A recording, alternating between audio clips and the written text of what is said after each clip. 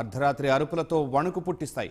గుంపులుగా చేరి స్వైర విహారం చేస్తూ భయభ్రాంతులకు గురి చేస్తాయి. ఒంటరిగా వెళుతున్న వారు, చిన్నారులు, మహిళలపై దాడులు చేస్తాయి. రాష్ట్రమంతటా ఇదే పరిస్థితి. దేశవ్యాప్తంగా 37 లక్షల మంది కుక్కకాటు బారిన పడ్డారు. రేబిస్ వ్యాధి సోకి 54 మంది ప్రాణాలు కోల్పోయారు. ఈ గణాంకాలు చూస్తే కుక్కల సమస్య ఏ స్థాయిలో ఉందో అర్థం చేసుకోవాలి. ప్రతి ఒక్క దానికి స్టెరిలైజేషన్ అండ్ వ్యాక్సినేషన్ అనేది very very very important. And ఇది యాక్చువల్లీ ప్రాపర్గా జరగట్లేదు. ఎక్కడో కొన్ని ప్లేసెస్లో చేస్తున్నారు, ఆపేస్తున్నారు, కానీ ఆ వర్క్ అనేది ప్రాపర్గా జరగట్లేదు. ఇది మనం ఒక రెస్పాన్సిబిలిటీగా తీసుకుంటే గనక గవర్నమెంట్ సైడ్ నుంచి కూడా sterilization and vaccination is very important to the stray dogs. The stray dogs are really affecting every one of the individuals. Like for example, chinna pillal nunchi adults varaku everyone are getting affected by this issue of stray dog bites. Recently kuda there were people who had been expired due to the rabies. This a thing we have to think in a very strict manner and in a very very important issue ga manam idi consider cheyalsi undi. Any state or in any area or in any zone area wise మనం segregate చేసుకొని అక్కడున్న dogs ఎన్నైతే ఉన్నాయో లేకపోతే ఆ సమస్యల్ని చూసుకొని ప్రతి ఒక్క దానికి స్టెరిలైజేషన్ అండ్ వ్యాక్సినేషన్ అనేది very very very important. And ఇది ఏ డాగ్స్ అయితే రేబిస్ ఎఫెక్ట్ అయితే ఉన్నాయో వాటిని మొత్తం తీసుకెళ్ళి they should be government side నుంచి స్టెరిలైజ్డ్ హోమ్స్ అనేవి ఇంప్లిమెంట్ చేస్తే చాలా బాగుంటుంది.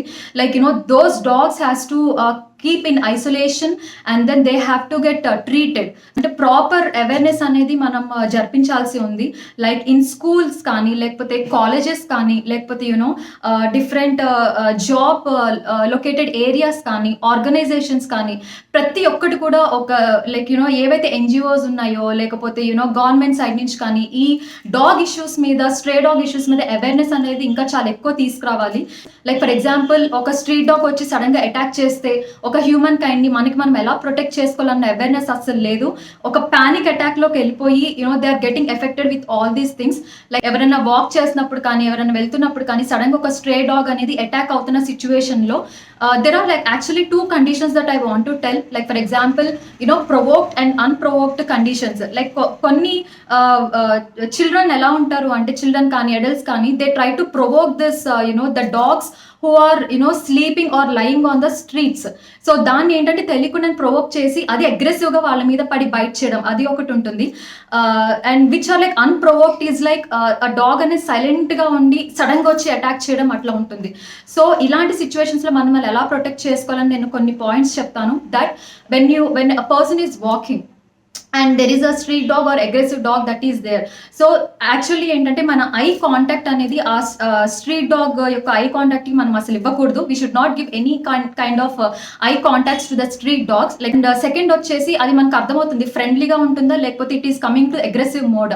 ఆ టైంలో ఏంటంటే మనం అది మన వెనకాల వస్తున్నప్పుడు కూడా పరిగెత్తకూడదు. సడన్ గా మనం పరిగెత్తామంటే it is like a trigger to the street dog that it has to run back of us. So పరిగెత్తకుండా మనం స్లోగా వాక్ చేసుకుంటూ వెళ్ళిపోవాలి. అండ్ ఆ థర్డ్ వచ్చేసి అది మనని ఎప్పుడైతే అటాక్ చేస్తుంది ట్రిగర్ అవుతుంది అని మనకి అనిపిస్తుందో మనం ఒక్కళ్ళే ఉన్న ఆ సిచ్యువేషన్ ఇంకెవ్వరు లేరు. సో ఆ టైంలో ఏంటంటే you have to stand still and then you have to protect your face and throat and stomach. దాని ట్రిగర్ ఏరియాస్ ఏంటంటే face, throat and stomach area. So ఈ ఏరియాస్ ని మనం ప్రొటెక్ట్ చేసుకోవడానికి we have to put our fore hand in front.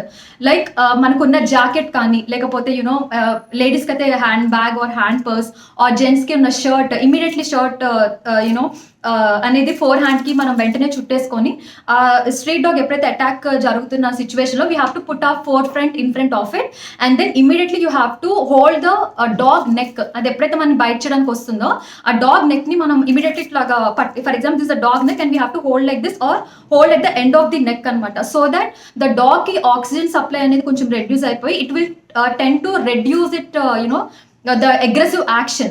Then it will become somewhat cool and then you have to move further long anamata. So that's where you can protect yourself. Some people like okay చిన్న scratch అయినా కూడా they will take it light, అలా అస్సలు light తీసుకోకూడదు. ఒక dog attack అయినప్పుడు dog nail కానీ లేకపోతే డాగ్ టీత్ కానీ anything if you get affected in any of your body region, immediately you have to go to near by clinic and wound dressing అనేది చేయించుకోవాలి అండ్ ఇమ్మీడియట్ రేబిస్ వ్యాక్సినేషన్ అనేది తీసుకోవాలన్నమాట. Anti rabies vaccination అనేది తీసుకోవాలి. Main వచ్చేసి children అయినా పెద్దవాళ్ళైనా కూడా ఫుడ్ ఇస్తూ ఉంటారు స్ట్రీట్ డాగ్స్కి. And even I'm saying I'm a dog lover and I carry also sometimes pedigree in my bag also, but that doesn't mean like you go and feed the dog with your own hands and కొంతమంది ఏంటంటే తీసేసుకొని దాని దాని mouth లోపల పెట్టేస్తారు. We should never do like that. Friendly dogs అయితే మనకు అర్థమైపోతారు that you can just put that food at that time and then you can come back. And కొన్ని సిచ్యువేషన్స్లో ఏంటంటే డాగ్స్ ఉన్న ఏరియా ప్లేసెస్ ఏవైతే ఉంటాయో మీరు దూరంగా ఫుడ్ పెట్టేసి మళ్ళీ మీరు వచ్చేయచ్చు. యానిమల్ బర్త్ కంట్రోల్ అని ఒకటి ఉంటుందన్నమాట. అది కూడా గవర్నమెంట్ సైడ్ నుంచి రైట్ వేలో రైట్ యాక్ట్ ప్రకారం రైట్ థింగ్స్ అది చేస్తూ ఉండాలి. అండ్ మోస్ట్లీ ఏంటంటే seasonal variants like for example మనం చూసుకుంటే రైనీ సీజన్ అండ్ వింటర్ సీజన్స్లో dogs behaviour, female dogs behaviour అనేది ఎక్కువ అగ్రెసివ్ మోడ్లో ఉంటుంది. So everyone has to be very cautious, very careful when go and feed dogs or go and play with the street dogs. and children ni kuda chala guide చేయాల్సిన అవసరం ఉంది. Main issue వచ్చేసి dust bin throw like sewage throw. Like for example చాలా dirt అనేది ఇష్టం వచ్చినట్టు మనం రోడ్ల మీద పడేయడం, లేకపోతే కవర్స్ పడేయడం, డస్ట్బిన్స్లో కాకుండా కింద రోడ్స్ పై పడేయడం, ఇంటి పక్కన చెత్త పడేయడం. సో ఇలా చేస్తూ ఉంటారు. అస్సలు అలా చేయకండి. Because of that also the dogs get triggered very easily. Like ఆ ప్లేసెస్లో ఎక్కువ స్ట్రీట్ డాగ్స్ రావడం and then it will attack the children. So ఈ ఇష్యూస్ అనేవి చాలా జరుగుతున్నాయి. సో చెత్త త్రో చేయడం విషయంలో చాలా జాగ్రత్తగా ఉండాలని. It's our individual responsibility to spread awareness to each individual. మనకు తెలిసిన వాళ్ళకి కానీ త్రూ కానీ స్కూల్స్లో కానీ. So we have to think ప్రతి ఒక్కటి కూడా it's our responsibility when we protect the nature and the nature protects us.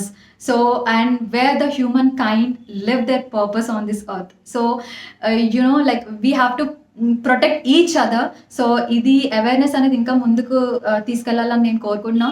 And let's all be positive and stay kind to each other and do the justice that has to be done with all the issues that has to be sorted out. And thank you so much.